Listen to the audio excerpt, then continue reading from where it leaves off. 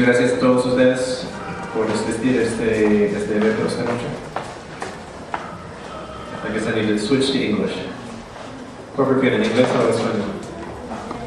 Can I just put this in My for a English minute? is a lot better.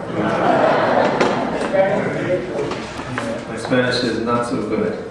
So, I want to thank you yet again for coming out to another wonderful event. I want to thank the Instituto Cultural as well for hosting us in this series of programs we're doing all month long here in February to celebrate Black History Month.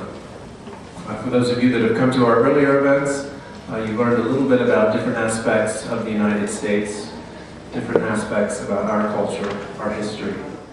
And what we have tonight is really something very unique, very special.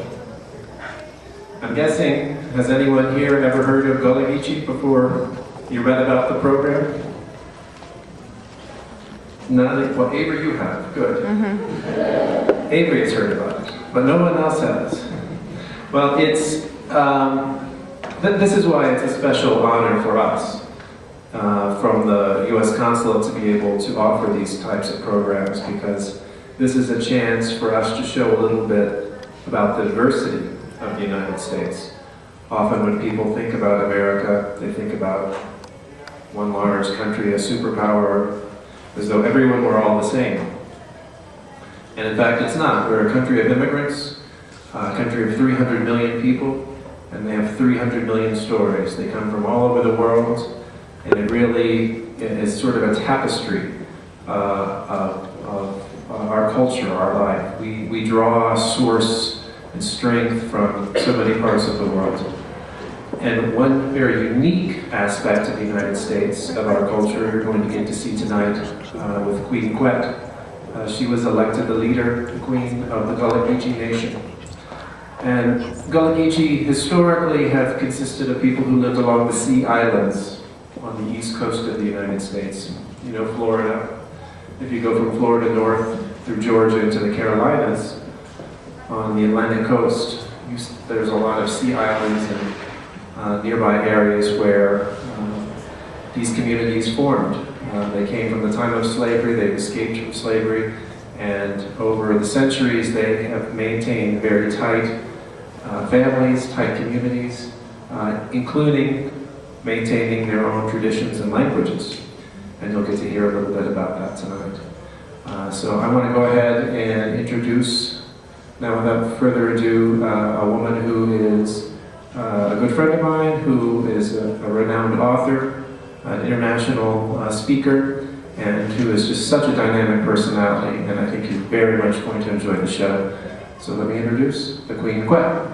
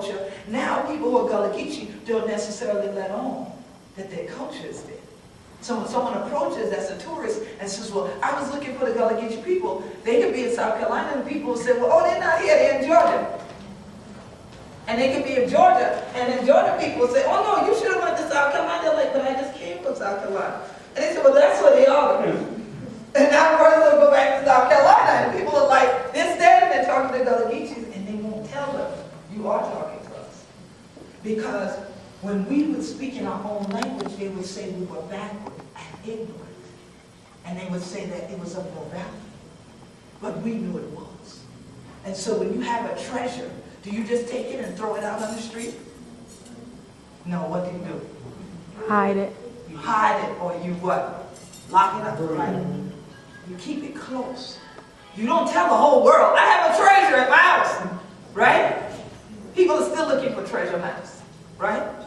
So the thing is, when you have your culture intact, that is a true treasure. It is a true gift. It is a blessing that God gives us. And so, because we don't want anyone to take our blessing and throw it away, we hold it within our circle. And we keep it many times to ourselves. But generation after generation after generation, su familia. Aquí. Yeah. See? And so that this way, your family is always here. Your family is always with you. So that you take care of one another. You nurture one another, but you also pass on the traditions of your culture. And so that everyone will know what had come before them. And then they have a duty to prepare the way for those coming after them. And in African history, that is part of our celebration. We often say, and when I know where Gwine, they from when I know where Gwine. You hear a word called Sankofa, which simply means go back and fetch it, they would say in the Caribbean, especially in Jamaica. Which means you have to often go back to your past if you want to truly know where you ought to be going in your future. So when we celebrate Black History, African Heritage Month, it's not just to remind people of hard times, because sometimes people say, well, I don't want to be celebrated if we only talk about what's happening now, or something that someone achieved in the last year. But I don't really want to talk about when there was slavery and we were in cotton fields. I don't want to deal with it. It's too painful. But if you don't know about that, how will you appreciate where you are now? So that is the purpose, that we always celebrate, so that our children will realize that common sense didn't come into the world the day you were born.